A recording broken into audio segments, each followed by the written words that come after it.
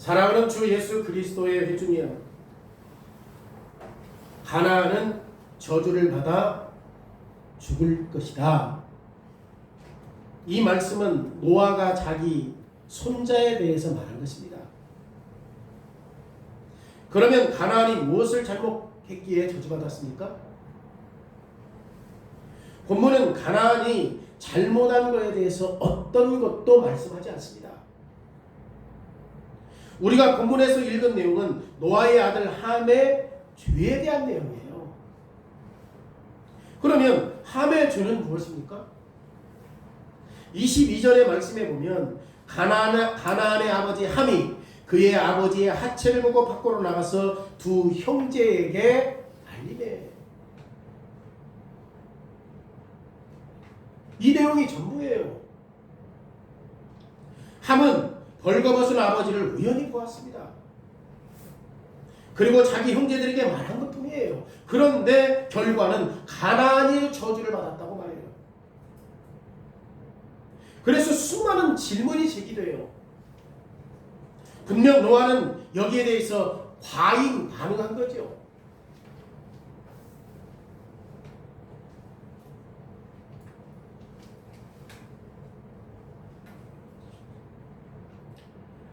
함이 아버지 노아가 벌거벗었다고 말한 것이 저주 받을 만한 내용입니까?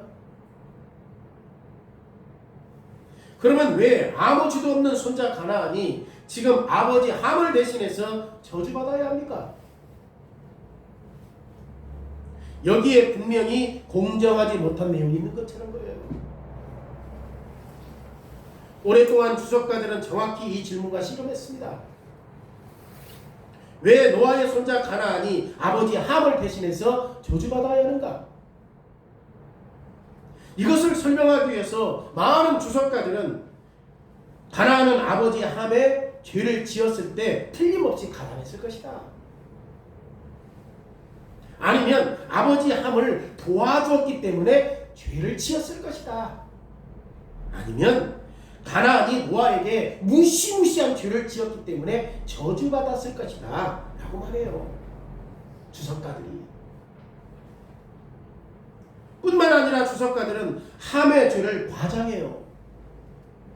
주석가들은 함이 아버지 노아를 조롱했기 때문에 조롱했다고 말하거나, 아니면 함이 아버지를 비웃었다고 말하거나, 아니면 함이 보았던 일에 대해서 은밀하게 즐겼다고 주석가들은 말해요.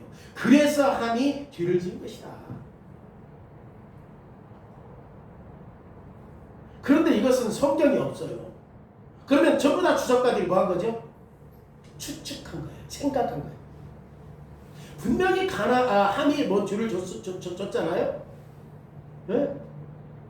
분명히 죄를 졌어. 그런데 그 죄가 오늘 분명히 여기에서 어떤 죄다라고 나오지 않으니까 이러이러한 죄를 지었을 것이라고 추정해요. 그런데 문제는 주석가들이 말하는 모든 견해는 다 개인적인 거예요. 오늘 본문은 단순하게 함이 아버지의 벌거벗은 것을 보았고 그의 형제들에게 말했다는 게 전부예요. 그리고 가나안이 저주를 받았다는 것이 전부예요. 다른 내용 없어요. 우리는 가나안의 아버지 함의 죄에 대한 반응이 비합리적이라고 생각해요. 가나안의 아버지가 누구야? 함이요. 함이 어떤 죄를 졌는가? 아버지가 벌거벗은 것을 보았다고? 이게 죄인가? 그런데 하나님은 주제자예요.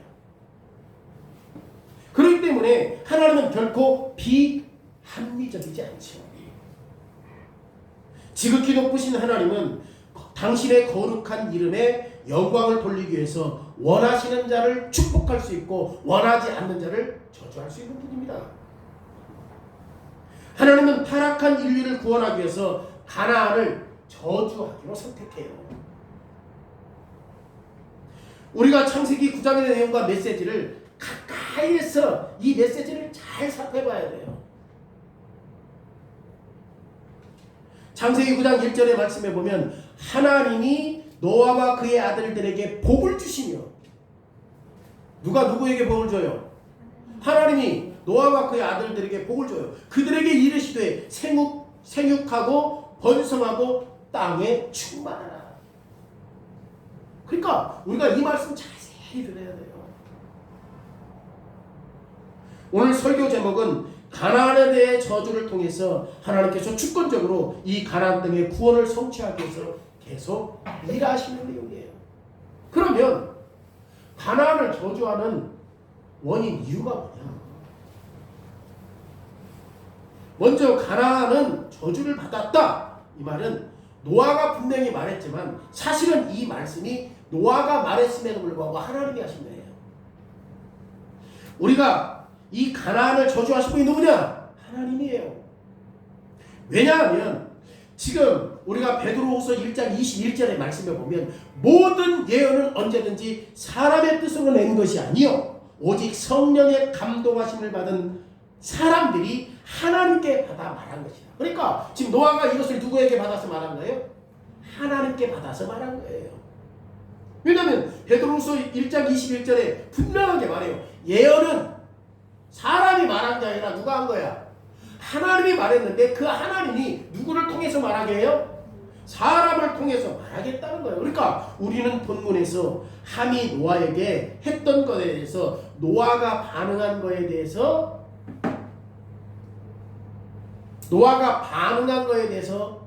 말한 게 아니에요. 이건 하나님이 하신 거에 대한 반응에 대해서 말씀한 거예요. 하나님이 하신 거예요. 다시 말하면 지극히 높으신 하나님이 지금 뭐하고 있는 거죠? 어떤 거에 대해서 반응하고 있다는 거예요. 하나님이 반응하신 내용이 노아가 어떤 거에 대해서 반응한 내용이 아니라 하나님이 지금 어떤 거에 대해서 반응한 거예요. 뭐 때문에 하나님이 저주했느냐? 하나님이 지금 하신 내용을 볼 수 있어야 된다 그 말이에요. 하나님이 본문의 사건들을 하나님의 신적인 저주로 반응해요. 그러면 하나님은 왜 가나안을 저주했는가? 노아가 방주에서 나온 후에 노아는 농사일을 시작했죠. 땅을 개간하는 과정에서 노아는 포도 작황, 그러니까 포도 농사하는 일을 개발해서 포도 수확을 많이 나게 농사를 지었어요. 그리고 거기에다가 또 뭐 됐습니까? 포도주를 만드는 그 포도주 틀을 만들어서 포도주를 생산했어요. 노아의 노력은 하나님이 인류에게 모든 피조물을 다스려라 라고 했던 명령에 따라서 하나님이 태초해 주신 명령과 일치하죠. 그러니까 모든 사람들은 하나님이 주신 자연 만물을 통해서 끊임없는 개발을 통해서 하나님을 영화롭게 해야 할 의무가 있다 없다? 있다. 그러니까 노아가 지금 포도의 작황, 농사 짓는 일에 개발해서 수확이 많고 포도만 먹은 게 아니라 또 뭣도 만들었죠? 포도주도 만들어서 먹을 수 있는 그런 자유를 누렸어요. 땅을 다스리는 일, 그것은 태초부터 사람의 과업이에요. 사람은 하나님의 피조물을 다스리고 피조물을 개발시키고 하나님의 지혜로 말미암아 이 피조물 속에 감추어진 모든 것들을 개발해야 하는 거죠. 그래서 노아는 포도주를 만들고 포도주를 즐길 수 있는 권리를 가지고 있었습니다. 3절의 말씀에 보면 하나님이 모든 살아있는 동물은 너희의 먹을 것이 될지라 채소와 같이 내가 이것을 다 너희에게 줄 것이다. 그러니까 모든 것들은 우리가 다 먹을 수 있습니까? 없습니까? 먹을 수 있어. 그런데 지금 어떤 문제가 생겼습니까? 오늘 본문에 어떤 문제가 생겼죠? 비록 하나님이 에덴 동산에서 창조하신 피조물을 다스리라고 인류에게 말씀하셨다 할지라도 노아는 자기가 생산한 포도주를 주관하는 통제권을 잃어버려요. 왜? 술 먹고 뭐 했지? 취해버린 거야. 그러니까 지금 피조물을 다스려야 할 그 통제권을 술 취함으로 잃어버린 거지. 그렇잖아요. 그래서 성경은 노아가 뭐라고 말해? 취했다고 말하는 거예요. 그러기에 피조물이 사람을 다스리려고 하는 것은 죄예요. 피조물이 우리를 다스리는 건 죄입니다. 왜냐하면 창조 그 세계에서 인간이 피조물을 다스려야지 피조물이 우리를 다스리면 그건 죄예요. 하나님은 피조물이 사람을 다스리는 것이 아니라 사람이 피조물을 다스리라고 명령하셨기 때문에 노아는 피조물이 자기를 다스리고 허용한 거지. 그 결과 노아는 더 이상 자신의 재능을 주관하지 못해요. 이것이 죄예요, 죄예요. 하나님은 오랜 세월이 지났지만 변하지 않았어요. 하나님은 사람이 피조물을 다스려야 한다는 것을 명령을 취소하지 않았어요. 오랜 세월이 지나서 사람이 이 피조물을 잘 다스리지 못하니까 피조물을 보고 사람 다스리라고 한 적 있어요? 없죠. 지금도 여전히 사람은 뭘 다스려야 돼? 피조물을 다스려야 돼. 하나님이 그렇게 피조물을 통하여서 지배받으라고 한 적이 없어 우리. 오늘날도 모든 피조물이 우리를 통제하도록 허용하는 것은 죄입니다. 지금 여기에 뭣도 포함되어 있어요. 지금 오늘 부분에 술도 포함되어 있어요. 술을 먹는 것은 죄 아니에요. 근데 술 취하는 것은 죄입니다. 하나님께서 그런 일들을 허락하셨어요. 노아가 얼마든지 포도 작황에 비워서 포도주를 만들고 마실 수 있는데 거기에 통제권을 잃을 만큼 취한 것은 뭐다? 죄예요, 죄. 죄예요, 죄. 그게 약하든 독하든 마약이나 코카인이나 우리의 마음을 들어 올릴 수 있는 것은 다 죄예요. 우리가 다스려야 되는데 다스리지 못하는 것은 다 죄예요, 죄. 거룩하신 하나님의 진노를 받을 수밖에 없다고 말이에요. 이 죄는. 그래서 성경은 술병의 매력에 대해서 계속 경고해요. 취하지 말아라. 잠언 20장 1절에 포도주는 거만하게 하는 것이요 독주는 떠들게 하는 것이라 이에 미혹되는 자마다 지혜가 없느니라. 술을 한 잔 마실 수 있죠. 근데 이게 지배를 당해서 미련하게 된 것은 포도주는 거만하게 하는 것이요 포도주는 떠들게 하는 것이요 이에 미혹되는 자마다 지혜가 있다 없다. 잠언 23장 30절로 31절에 술에 잠긴 자에게 있고 혼합한 술을 구하러 다니는 자에게 있느니라. 포도주는 붉고 잔에서 번쩍이며 순하게 내려가느니 너는 그것을 보지도 말라. 예배수서 5장 18절에 술 취하지 말라 이는 탕탕한 것입니다. 그러니까 우리가 제대로 말해야 돼. 술 먹으라고 했으니까 괜찮다? 하나님은 그 정도까지 분명히 말씀했어요. 분명히 말했어요. 그건 죄예요. 술 자체가 죄가 아니라 술 취하는 건 죄예요. 노아는 술에 취하여 두 번째 죄를 지었죠. 술 먹고 취해버렸는데 또 뭐 또 했어? 옷도 벗었고. 그래서 성경은 술에 취한 노아가 자기 장막에서 벌거벗었다고 말해요. 그러면 벌거벗은 것이 반드시 죄입니까? 오늘 우리는 자기 방에서 벌거벗고 있지 않습니까? 노아는 노축중 환자처럼 공적인 장소에서 벌거벗은 게 아니잖아요. 그런데 우리는 벌거벗은 것을 다르게 이해하기 위해서 창세기 2장으로 돌아가야 돼요.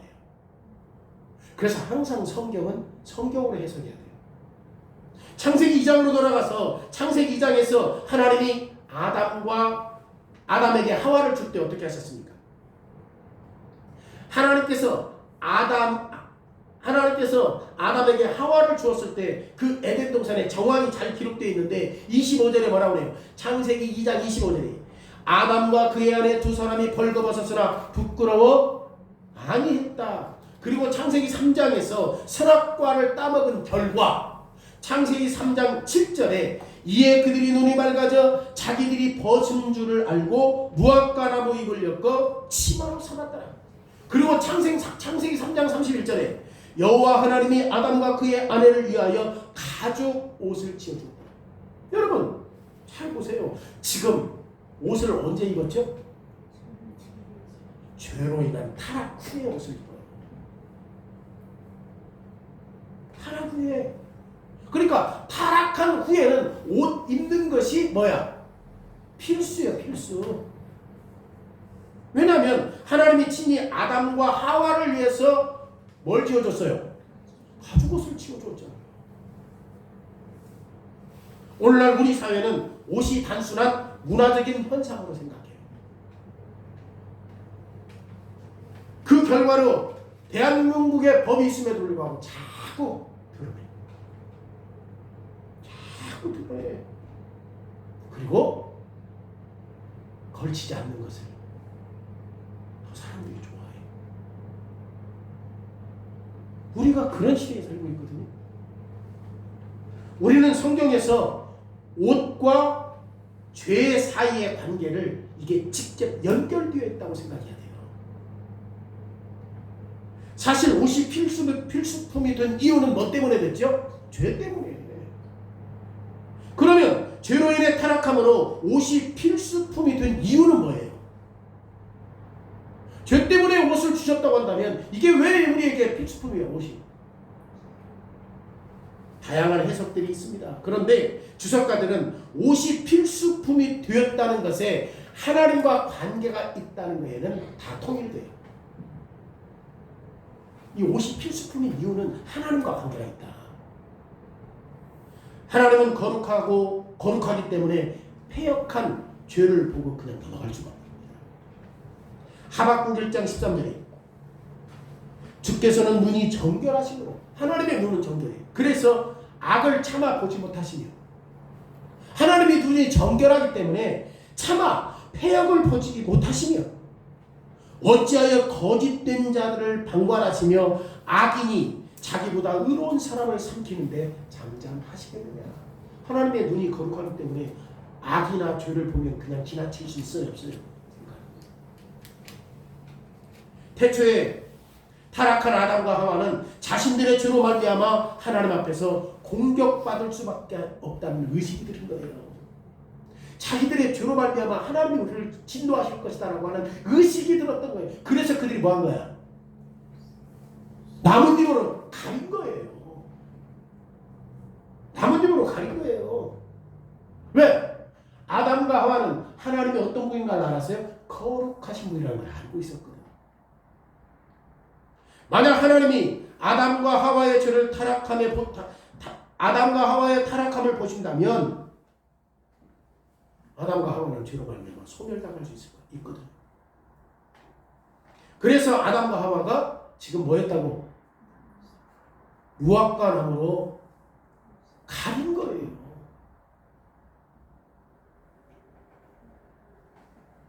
지금 아담과 하와가 범죄했을 때 이렇게 당황한 표현을 보십시오. 그들이 왜 가려? 지금 하나님이 진심으로 자기들을 가려주기를 원하고 있는 거거든요.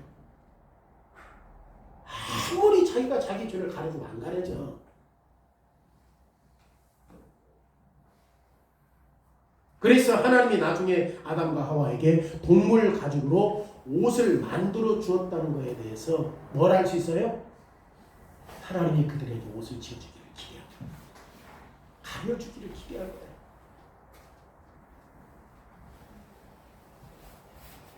이 옷은 이 세상의 거룩한 혼인으로 하나가 되었던 아담과 하와 외에는 아무도 없을 때 만들어준 거야.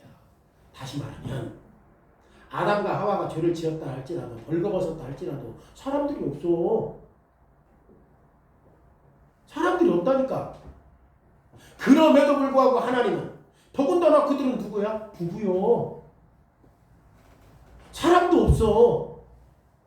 그럼에도 불구하고 하나님께서 그들에게 뭘 만들어줬어요? 가죽옷을 만들어줬다니까. 사람들도 없는데. 그나마 자기들은 합법적인 부부인데. 왜냐하면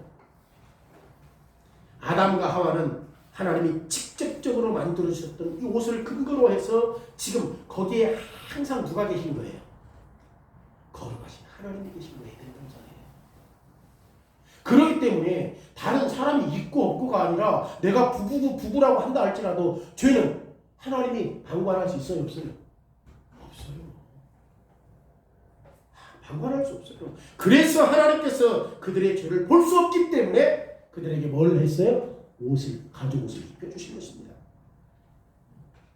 그래서 하나님은 이스라엘과 언약을 맺을 때에도 하나님께서 이스라엘 백성들에게 제사법 제도를 주시고 제사장들에게 제사를 드릴 때 너희들의 속이 드러나지 않도록 속바지를 주신 이유가 여기 있는 거예요. 왜냐하면 그들에게 있어서 제사장이 속이 드러난다고 해봐. 제사장이 죽어버렸어. 그럼 누가 제사 지려? 그렇기 때문에 하나님께서 그런 죄성이 드러나지 않도록 그런 속바지를 입고 계단에 올라갈 때 밑에서 보이면 안 되니까 그 죄가 드러나지 않도록 그런 일들을 율법으로 주신 거예요. 출애굽기 20장 26절에 너는 층계로 내 계단으로 오르지 말라. 네 하체가 그 위에서 드러날까 하니라. 제사장이 하는 얘기예요. 하나님은 거룩하신 분입니다. 그리고 하나님은 모든 것을 보시고 모든 곳에 있는 분입니다. 그러기에 죄인들은 죄인이기 때문에 가려져야죠. 혼인이라는 침소에서 일어나는 것과는 달라요. 이게 이 벌거벗음이 그것과는 달라요. 그러면 우리 사회에 신체를 노출시키려는 움직임과 이렇게 나체로 활보하는 것을 인정하는 것은 놀라운 일이 아니죠. 놀라운 일이 아니지. 왜 그래요? 왜 이게 오늘날 우리 시대에 자꾸 나체로 다니고 자기를 막 드러내려고 하는데 왜 이게 놀라운 일이 아니야? 그들은 하나님을 부정하는 게 아니라 하나님이 없다고 생각하기 때문에 하나님이 없는 상황에서 그들은 죄라고 할 필요가 있어 없어? 없어. 오늘 우리 시대가 하나님의 존재를 부정하고 하나님이 없다고 생각하는 사람들은 얼마든지 뭐 할 수 있어? 나체로 드러나도 죄가 아니라고 생각하는 거예요.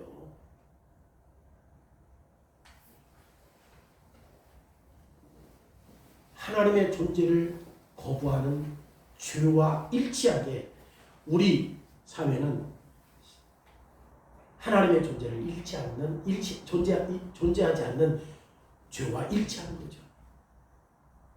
그러기에 만약 하나님이 거기에 계시지 않는다면 나는 죄인이요 죄인 아니요? 죄가 아니요. 그럼 얼마든지 옷 벗는 것도 문제가 돼야 안 돼. 몰라. 우리 시대 그래요. 내가 옷을 벗음으로 말미암아 하나님이 없기 때문에 당황할 필요가 있어 없어? 없어. 오늘날 우리는 그런 시대에 살고 있다니까. 그래서 하나님이 없는 존재이기 때문에 벌거벗는 것이 인정되어야 한다. 이건 자유다. 옷을 입지 않아도 받아들이는 쪽으로 치워져요. 그런데 그리스도인들은 반드시 달라야 합니다. 우리가 옷을 받았던 첫 번째 이유를 반드시 깨달아야 돼요. 우리의 타락 때문에 하나님 앞에서 우리는 죄 때문에 반드시 가려져야 돼요. 하나님 앞에서. 왜냐하면 우리는 항상 누구 앞에서 살죠? 하나님의 임재 안에 살기 때문에. 그러니까 하나님의 임재 밖에 사는 사람들은 하나님이 없다고 생각하니까 이건 죄가 아니에요. 세상 사람들은 그냥 그건 죄 아니야. 자유야. 근데 그리스도인들은 아니죠. 우리는 누구 앞에 사는 거예요? 하나님의 임재 앞에 사니까 늘 우리는 뭐가 가려져야 돼? 죄가 가려져야 돼. 옷을 입어야 되는 거예요. 하나님은 독생자를 보내셔서 죄를 제거하실 정도로 죄를 싫어하신 분입니다. 특별히 부모님들은 남자가 되었던 여자가 되었던 우리의 자녀들에게 옷 입는 법 잘 가르쳐야 됩니다. 그리고 부모들도 스스로 몸소 옷을 잘 입어야 돼요. 노아가 술에 취해서 벌거벗은 몸으로 장막 안에 있었습니다. 이 죄성을 가진 노아는 스스로 주체할 수 없을 정도로 포도주를 마셔서 취했어요. 그래서 노아의 마음에 있는 죄악을 아주 생생하게 드러내 보인 거예요. 노아에 있는 마음의 죄를 드러내 보인 거예요. 비록 노아는 하나님이 더 순결한 눈을 가지고 계시기 때문에 악한 것을 차마 볼 수 없다는 것을 알고 있었지만 뭐에 취한 거지? 그렇지. 피조물을 다스리지 못하고 취해가지고 하나님이 거룩하시기 때문에 죄를 볼 수 없다는 걸 알고 있었지만 피조물의 지배를 당했기 때문에 벌거벗은 몸으로 지금 있는 거죠. 여러분, 노아는 이 죄의 식상을 언제 어떻게 확실하게 알았어? 홍수 사건을 통해서 한 사람이에요. 왜? 모든 사람이 죽었잖아. 노아 가족만 살았잖아. 지금 노아의 배에서 나를 살려달라 막 헤엄을 치면서 배로 올라가는 사람 한두 사람이냐고. 노아는 죄의 죄상을 한 사람이에요. 누구보다도 그의 가족만 구원받았어요.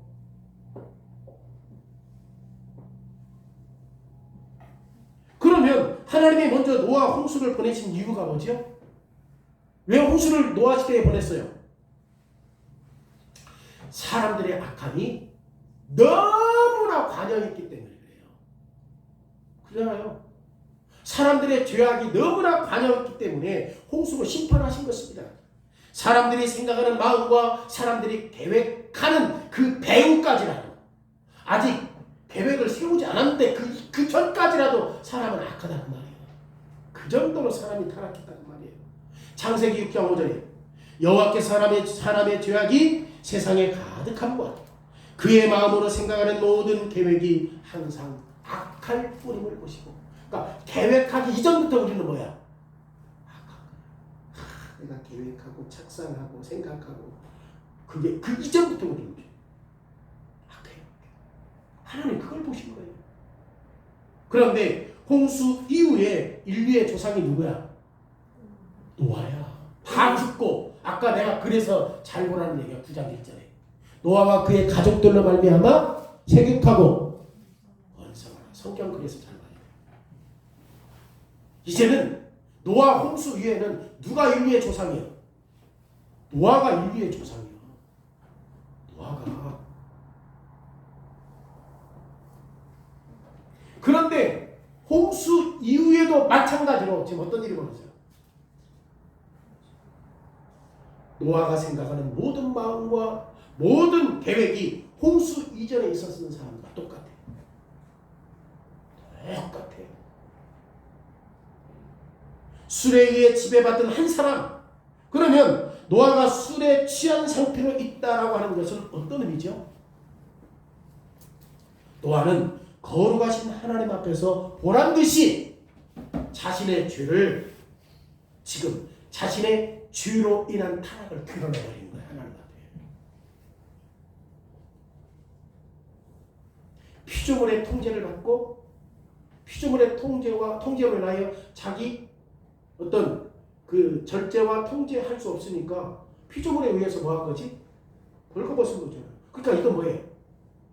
하나님 앞에 자기의 죄상을 완전히 드러냈단 말이에요. 그리고 죄로 인한 타락이 노아의 마음을 통제한 거야. 타락이 이제. 거기에 함이 아버지가 있는 곳으로 들어갔고, 함은 아버지가 벌거벗은 것을 보았고, 아버지 노아가 하나님께 지금 보란듯이 노아의 죄를 아무런 수치 없이 드러낸 것을 본 거야. 그래서 함도 죄를 진 거예요. 죄를 지었으면 그거 어떻게 해야 돼? 덮어줘야지. 가려줘야지. 지금 함의 죄가 뭐야? 아버지의 죄를 덮지 않은 거야. 아버지는 뭔 죄를 졌는데? 지금 피조물의 통제를 받고 자기의 죄성을 하나님 앞에 완전히 나체로 다 드러내버린다. 그것을 보았던 함은 어떻게 해야 돼요? 아버지의 죄를 가려야 되는데 가려주지 못한 거예요. 왜냐하면 함은 아버지의 민망스러움을 가리지 않았어. 거룩하신 하나님 앞에서 아버지의 죄를 감추려고 하지 않은 거예요. 이게 죄예요. 함은 아버지의 노아의 죄를 마음에 두지 않았어요. 그리고 함은 가장 가까운 이웃 누구요? 아버지의 명예와 평판을 세워주지 않았어요. 가까운 이웃, 아버지의 명분. 하면 우리 형제들에게 찾아가서 아버지의 허물을 말하는 거예요. 그때 셈과 야벳의 반응은 칭찬받을 수 있는 거죠. 어떻게 합니까? 두 아들은 아버지의 수치를 덮어줘요. 거룩하신 하나님 앞에 펼쳐졌던 노아의 이 벌거벗은 죄악상, 그 수치심이 지금 누구에게 생긴 거지? 셈과 야벳에게도 생긴 거야. 아버지의 수치심, 이 죄성.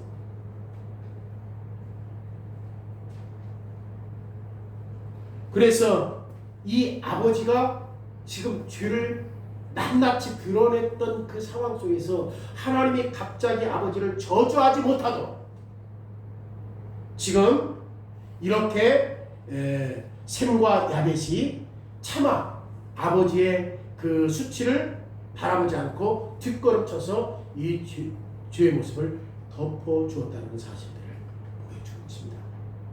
23절이에요. 셈과 야벳이 옷을 가져다가 자기들의 어깨에 메고 뒷걸음쳐 들어가서 그들의 아버지의 하체를 덮었으며 그들이 얼굴을 돌이키고 그들의 아버지의 하체를 보지 않았더라. 여러분, 지금 이것이 우리에게 강하게 감동적으로 기억에 지금 남게 하신 거죠.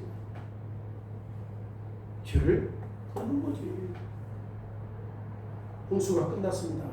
그런데 죄는 여전히 이 땅에 위력을 떨치고 있어요. 노아 당시에도 죄가 여전히 동일해요. 사람의 마음이 생각이 항상 악할 뿐입니다. 그래서 사람의 죄성 앞에 이전에 있었던 노아 홍수보다 이 땅에 훨씬 더 큰 홍수가 있을 수 있는 상황이지. 그렇잖아요. 왜? 홍수로 멸망받았지만 지금 홍수 이후에도 뭐가 관영해?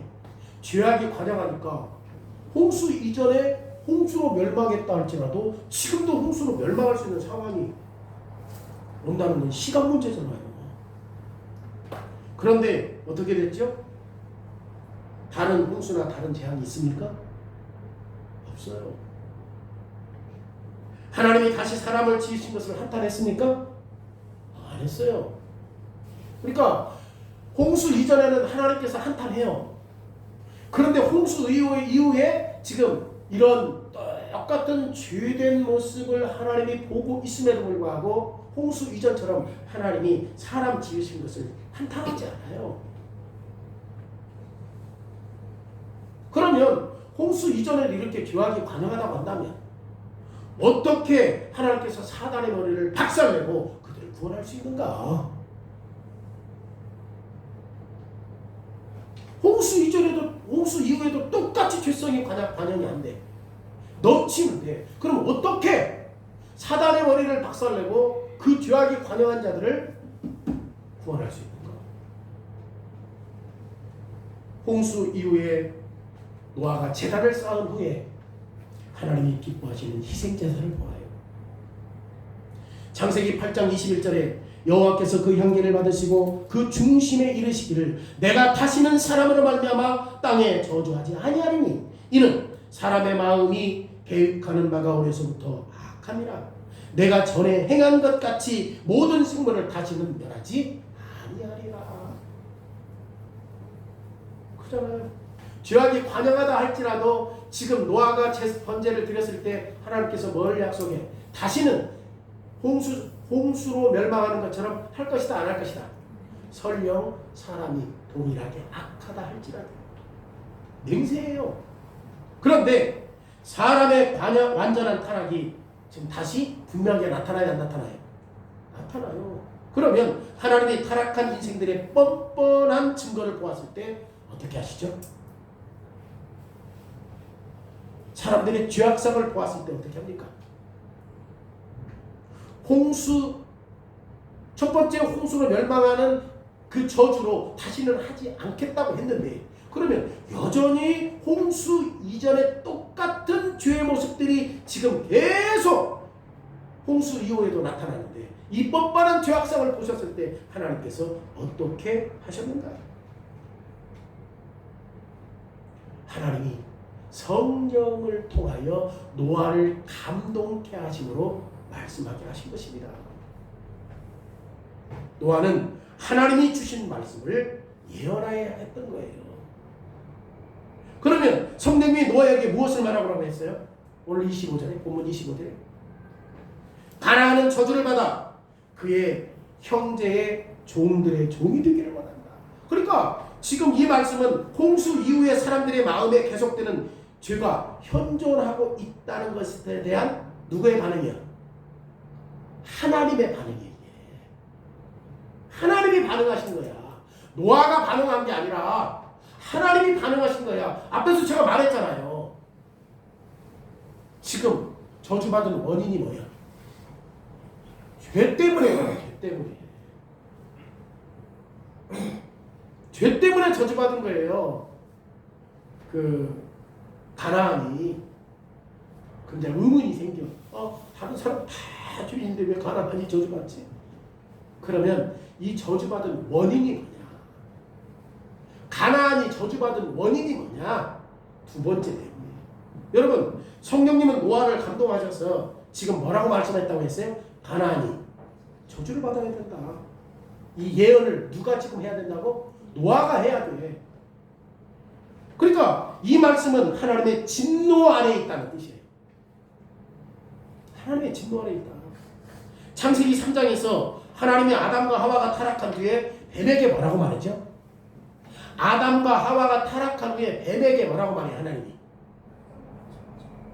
네가 모든 육축과 들의 진충보다 더욱더 뭘 받아? 저주를 받아.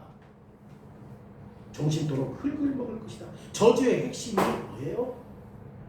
저주의 핵심이 뭐예요? 창세기 3장 15절이에요. 여인의 후손과 사단의 씨 사이에 뭐가 있어?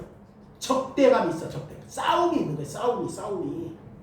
그러니까 여인의 후손과 사단의 씨 사이에 계속해서 싸울 때에 여인의 후손이 어떻게 할 것이다? 사단의 머리를 박살내버린다는 거죠. 지금 뱀이 하나님의 손에서 제한을 받고 있기 때문에 이 저주에서 피할 수 없는 거죠. 왜? 하나님은 통치권자니까. 다시 말하면 창세기 3장 15절에서 지옥으로 떨어져야 할 무서운 형벌에 대해서 말씀하는 게 뭐예요? 여자의 후손이 내 머리를 박살낼 것이다. 머리를 상하게 할 것이다. 지금 이 말씀은 하나님이 지금 누구에게 적용시켜요? 가나안에게 적용시킨 거예요. 이 말씀을. 저주에 대한 것을 가나안에게 하는 거예요. 점점 헷갈리죠? 헷갈려 설교가. 정신 안 차리면 잃어버려요. 여러분, 인류는 여전히 타락했어요? 안 했어요? 홍수 이후에도 타락해요? 안 해요? 타락해요. 그래서 하나님은 당신의 주권적인 지혜로 말미암아 인류 가운데 누구를 떼어낸 거야? 가나안 족속을 따로 떼어낸 거예요. 내가 얘기했잖아. 이거는 지금 가나안이 저주를 받는다라고 하는 것은 누구의 반응이에요? 하나님의 하신 일의 반응이라니까. 지금 모든 인류가 다 죄야. 노아 후에도 사람들이 번성하는데 계속 죄가 번성해. 그럼에도 불구하고 하나님은 그들을 똑같이 다 노아 홍수처럼 한 가정만 맺고 다 죽이지 않고 이제는 뭐 하실 거야? 한 족속, 가나안 족속만 따로 딱 분리해서 지금 저주받게 하신 거예요. 가나안이 저주를 받을 것이다. 이게 누가 하신 말씀이에요? 하나님이 하신 말씀이에요. 가나안을 저주하심으로 하나님은 가나안을 사단과 연결시켜서 지금 함의 아들 가나안을 태초에 사기꾼 누구와 연결시켜요? 사탄과 연결시켜요. 사탄과 연결시켜요.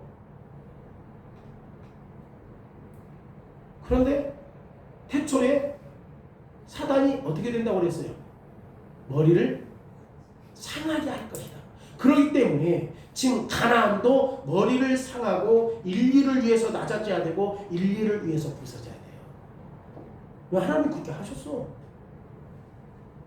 그래서 가나안은 형제들 중에 종이 되어야 해요. 종들의 종이라는 말은 종들 중에서 가장 낮은 존재, 노예 가운데서도 가장 낮은 존재. 하나님은 당신의 창조하신 모든 피조물을 다스리는 통치권을 가지고 있어서 지금 모든 사람들에게 왕이 되어서 피조물을 다스리도록 했잖아요. 그런데 여기도 가나안이 포함이 되어 있지만, 그런데 하나님은 사람들의 모든 죄악성을 보고 누구를 딱 떼어낸 거야. 가나안 족속을 딱 떼어내고 그들에게는 이런 왕권을 박살내고 피조물을 다스릴 수 있는 권한을 빼앗아버린 거예요. 빼앗아버린 거예요. 모든 인류의 타락 때문에 하나님의 반응은 인류 가운데 한 족속을 떼어내어서 지금 왕권을 박탈시키고 지금 정죄받을 수 있도록 사단과 연결시킨 거죠. 가나안의 후손들은 하나님이 의도하신 것처럼 피조물을 다스리는 왕이 될 수 없습니다. 대신 가나안의 족속은 종이 되어야 되죠. 그렇잖아요. 종 중에서 어떤 종? 최고의 아래의 종. 자, 그러면 하나님께서 가나안을 저주했죠. 이 저주 받았던 그들의 영향이 어떻게 나타나는가 보십시오. 하나님이 누구를 저주해요? 가나안 족속을 저주해요. 이 저주받았던 가나안의 영향력이 어떻게 나타나는가 보십시오. 여러분, 실질적으로는 가나안이 저주받을 만큼 특별한 죄를 졌어요, 안 졌어요? 안 졌어요. 하나님은 본문 어디에서도 지금 우리에게 가나안이 그의 형제들보다 죄가 많다거나, 아니면 그의 이웃들보다 죄가 많다거나, 아니면 이 지구촌에 있는 다른 사람들보다 죄가 많아서 그들을 특별히 저주했다고 말하잖아요. 대신 가나안이 저주받은 것은 우리를 포함해서 노아와 그의 모든 후손들이 마땅히 받아야 할 저주를 대신 받는 겁니다. 그러면 왜 하나님은 가나안을 저주했는가? 왜 이웃과 다른 민족은 저주하지 않았는가? 우리가 로마서 9장 20절에 말씀해 보세요. 이 사람아, 네가 누구이기에 감히 하나님께 반문하느냐? 지음을 받은 물건이 지음을 받은 자에게 어찌 나를 이렇게 만들었느냐? 반문할 수 있어요, 없어요? 없어요. 하나님 왜 나 이렇게 만들었어요? 우리 그렇게 못해요. 그러니까 그건 누가 하신 일이야? 그러니까 세상이 점점 죄악에 관영할 때 하나님의 주권적인 지혜와 능력으로 한 족속을 뚝 떼어내서 이들을 보호하신 거야. 이들을 보호하신 거야. 그런데 이 족속이 왜 우리예요? 왜 우리 가나안 족속입니까? 반문할 수 있다 없다? 없다. 없어요. 우리가 감히 하나님께 반문할 수 없습니다. 이렇게 질문할 때 그 강조점은 뭐예요? 그 강조점이 어디에 있어요? 우리가 하나님 앞에 반문할 수 없어. 그럼 여기 강조점이 어디 있지? 하나님의 신실하심과 하나님의 자비로우심과 하나님의 은혜로우심을 볼 수 있는 거예요. 그게 진짜 은혜지. 홍수 후에도 하나님은 아담과 하와에게 발견했던 똑같은 특별을 이 땅에서 보셨어요. 그런데 그때 하나님은 모든 인류를 저주하고 고통스러운 광야로 추방하지 않았어요.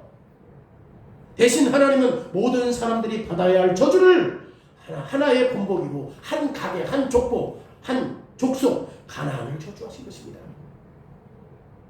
이것은 하나님의 자비하심에 대해서 우리가 뭐 해야 될 태도야? 정말 경외해야 할 태도죠. 두려워해야 할, 존경하고 두려워해야 할 태도지. 그게 사람의 마음에 정욕이 이끄는 행동들과 정면으로 싸울 때, 자, 우리 마음에 정욕이 이끌어 이런 것들과 우리가 정면으로 싸울 때 하나님을 경외하는 것이 증거되는 겁니다. 우리 안에는 다 죄성이 있어요, 없어요?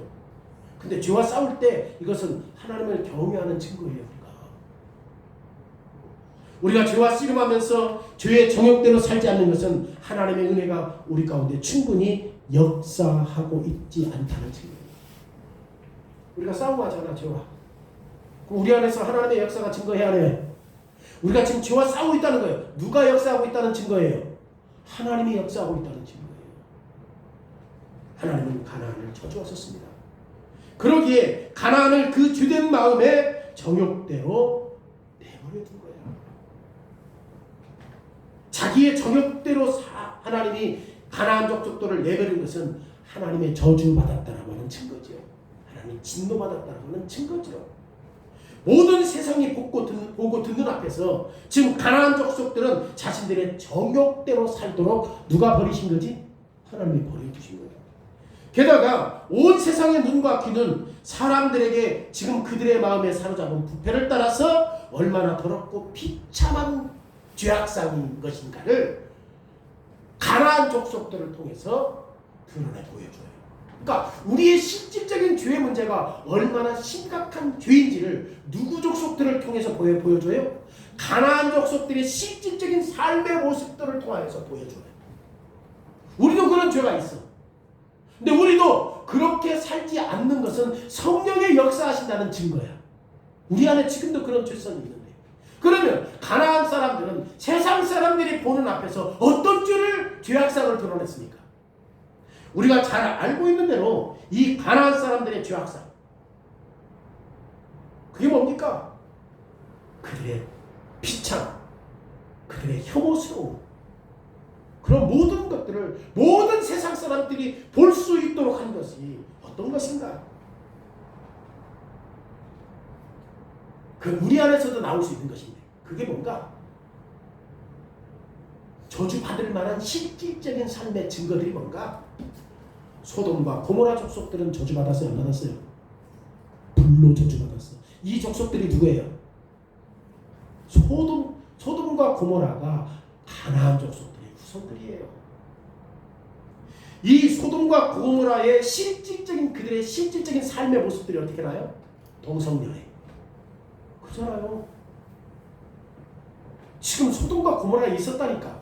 소돔이라고 하는 단어가 거기에.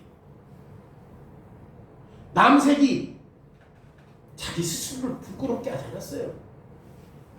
소돔과 고모라의 죄악상은 말로 표현할 수 없습니다. 롯의 딸들은 소돔과 고모라에서 자랐는데 그런 성도착을 보고자 하는 거예요. 그래서 아버지에게 임신해버린 거예요. 롯의 딸들이 그들은 어떤 문화에서 살았어요? 이런 문화에서 자랐습니까? 자기 아버지로부터 임신해요. 그래 에돔 족속이 나와.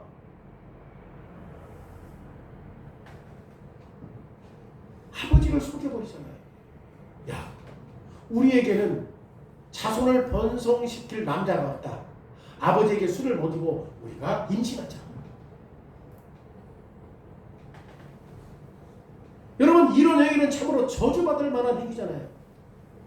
가나안 족속들이 너무나 역겨워서 족속들이 너무너무 역겨워서 가나안의 땅이 그들을 토해낸다고 말해요. 레위기 18장 25절에 그 땅도 더러워졌으므로. 어느 땅이 더러워져? 가나안 땅이 더러워졌으므로 내가 그 악으로 말미암아 벌하고 땅도 스스로 그 주민들을 토해낸다. 얼마나 악한가. 그러면 가나안 족속들은 어떤 종류의 족속이었는가? 가나안 족속들은 벌거벗은 신들과 여신들을 새롭게 만든 족속이에요. 우리가 잘 알고 있는 대로 이방의 신전은 어떤 곳이죠? 성이 문란한 곳이에요. 이방 신전. 이방 신전은. 그런데 그런 문화를 누가 만들어요? 가나안 족속이 만들어요. 가나안 족속들이 만든다니까. 뿐만 아니라 가나안 족속들은 아무런 부끄러움도 없이 아버지와 어머니, 자매, 손자, 이모, 고모를 벌거벗게 해요. 레위기 18장 9절로 10절에 말씀해 보면 아버지나 어머니나 손녀나 위손녀나 누이나 고모나 이모, 형제를 범하거나. 그리고 레위기 18장 24절에 너희는 이 모든 일로 스스로 더럽히지 말라. 그랬는데 하나님의 율법은 이런 일들로 인하여 더럽히면 된다 안 된다? 안 된다. 근데 가나안의 후손들은 계속해서 이모, 고모, 형제, 부모 상관없어. 그리고 그들은 정욕을 자신에서 동물에게까지 품어버려요.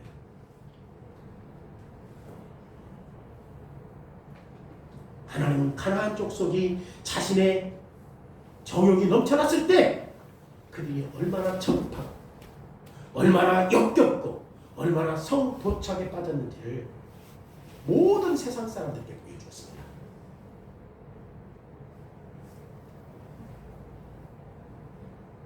로마서 1장 18절에 보세요. 하나님의 진노가 불의로 진리를 막는 사람들의 모든 경건하지 않음과 불의에 대하여 하늘로부터 나타난다. 경건하지 않는 사람들의 그런 진노가 어디에서 나와? 하늘에서 나와. 하나님은 모든 족속이 아니라 가나안 족속 한 민족을 성도착 행위를 드러나게 허용하신 것이 우리에게 얼마나 놀라운 일이냐고. 얼마나 감사하냐고. 하나님의 힘이, 우리도 그런 죄성이 있는데 우리에게는 성령을 통해서 그런 일들로 인하여 성령께서 역사하심으로 그런 것들이 죄라는 사실들을 알고 머뭇거리게 하지만, 그런데 가나안 족속들은 오히려 그런 일들을 계속 책상에 만들어가요. 대신 하나님은 셈과 야벳에게 특별한 소유권을 주장할 수 있게 하신 거잖아요. 정말 얼마나 놀랍냐고. 그들도 죄인이야, 죄인 아니야? 죄인이야. 셈과 야벳도 죄인이야. 근데 그들에게 지금 특별한 소유권을 주셨다는 거죠. 26절에 셈의 하나님 여호와를 찬송하리로다. 여러분, 이 말의 뜻이 무엇입니까? 거룩하신 하나님이 지금 셈을 어떻게 하고 있다는 거야? 주장하고 다스리고 있기 때문에 하나님을 누구의 하나님으로 부른 거야? 셈의 하나님이라고 불렀단 말이에요. 여기에 은혜로운 부분이 있는 거죠. 노아의 타락과 인간의 계속되는 타락에도 불구하고 하나님은 모든 사람들을 저주해야 했지만 한 사람을 저주하신 것이죠.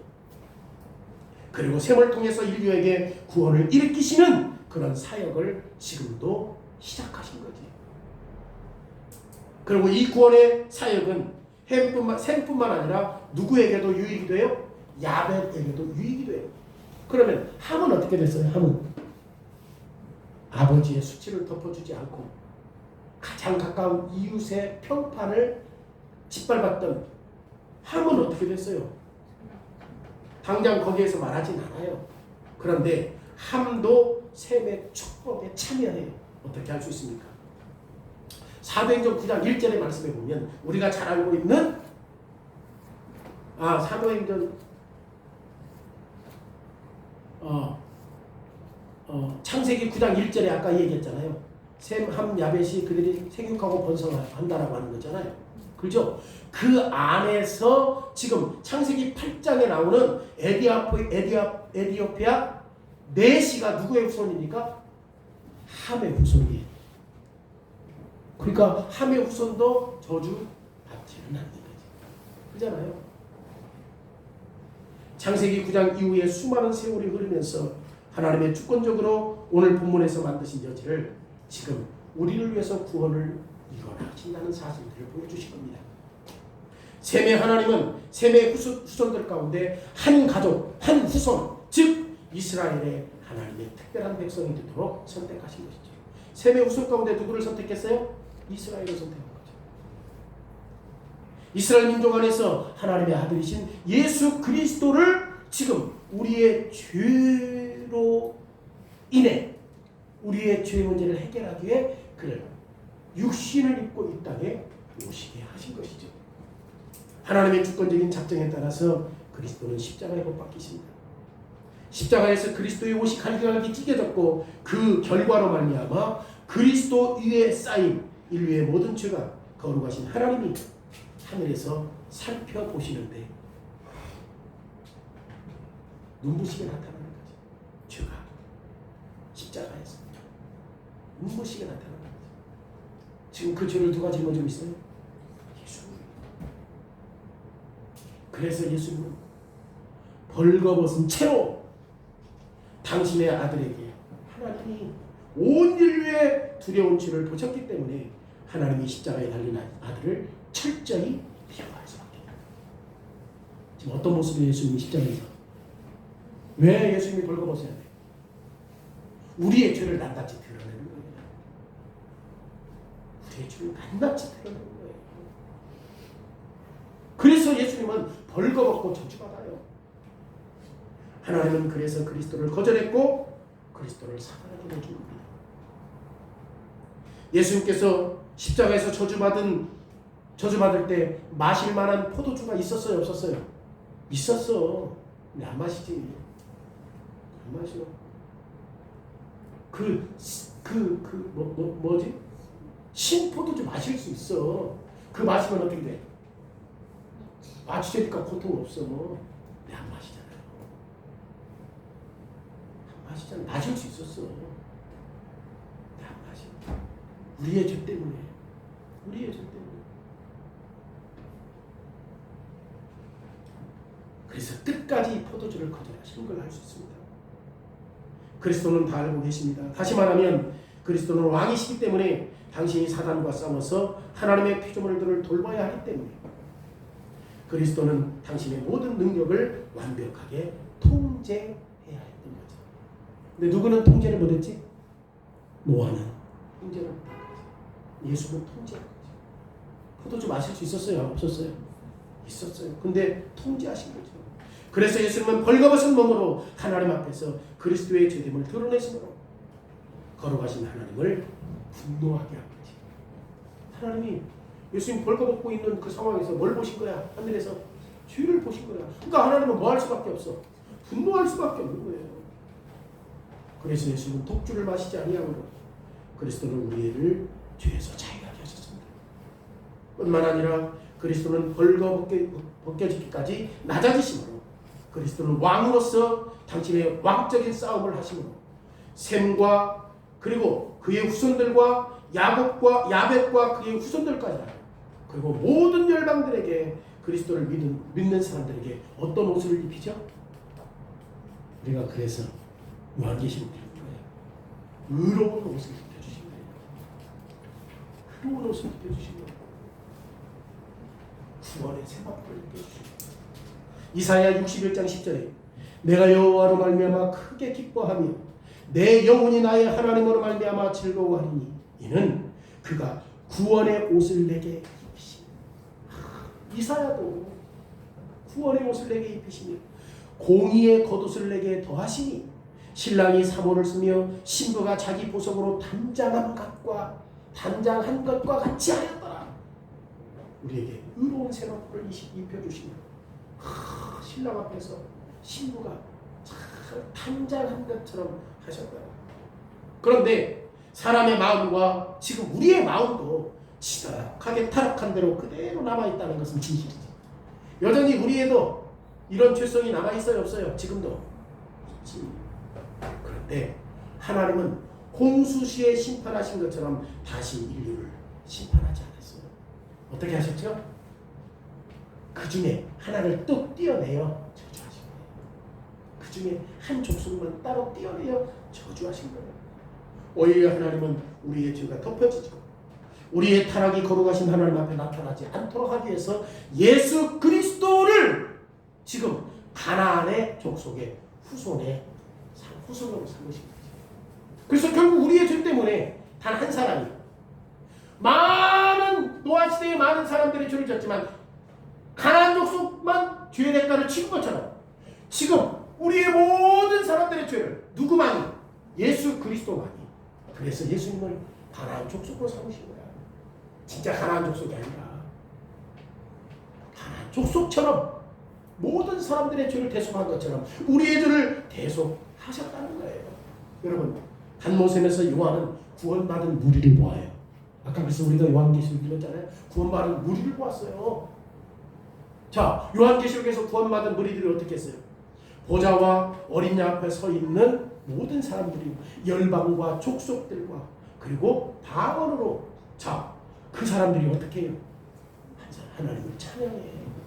그런데 그 요한이 단모섬에서 그 사람들을 보았어. 근데 그 사람들이 실질적으로 어떤 사람이냐? 술주정들이냐. 그 사람들이 실질적으로 어떤 사람들이냐? 벌거벗음에도 불구하고 그를 파멸하지 않아. 왜? 그리스도께서 그에게 새로운 의로운 옷을 입혀주셨기 때문에 요한이 단모섬에서 그거 여전히 그들도 술 주정도 있고 여전히 그들도 죄악상을 가지고 있는 사람이었지만 그리스도께서 그들에게 새로운 의로운 옷을 세마포를 입혀 주셨기 때문에 그들이 그 무리 안에서 뭐했다? 하나님을 찬송할 수 있었다. 그 무리를 보았다라고 하는 거죠. 거룩하신 하나님 앞에 우리의 죄가 누구 때문에? 그리스도가 걸어섰기 때문에 당신의 의로운 옷으로 우리를 가려줬기 때문에 우리가 어디로 갈 수 있어요? 하나님 나라에서 그 무리들과 함께 하나님을 찬송할 수 있었다는 거죠. 여러분 이 구원의 복음에 대한 노아의 반응이 얼마나 놀랍냐고. 셈의 하나님을 어떻게 하라? 찬송하라. 그리고 요한계시록에서 뭐라고 말해요? 7장에 나온 것처럼 천사들과 성도들과 살아있는 피조물들이 아멘 찬송과 영광과 지혜와 감사와 존귀와 능력과 힘이 우리 하나님께 어떻게 있을지어다 세세토록 있을지어다 라고 하는 사실들을 우리에게 가르쳐줍니다. 여전히 지금도 죄악에 관영하지만 그리스도께서 하셨던 그것 때문에 우리도 여전히 술주정뱅이고 죄악에 관영하지만 그리스도의 의로운 옷을 입혀주셨기 때문에 우리도 그런 존재라는 사실들을 이 말씀을 통해서 우리에게 교훈하셨습니다. 시편 84편 3절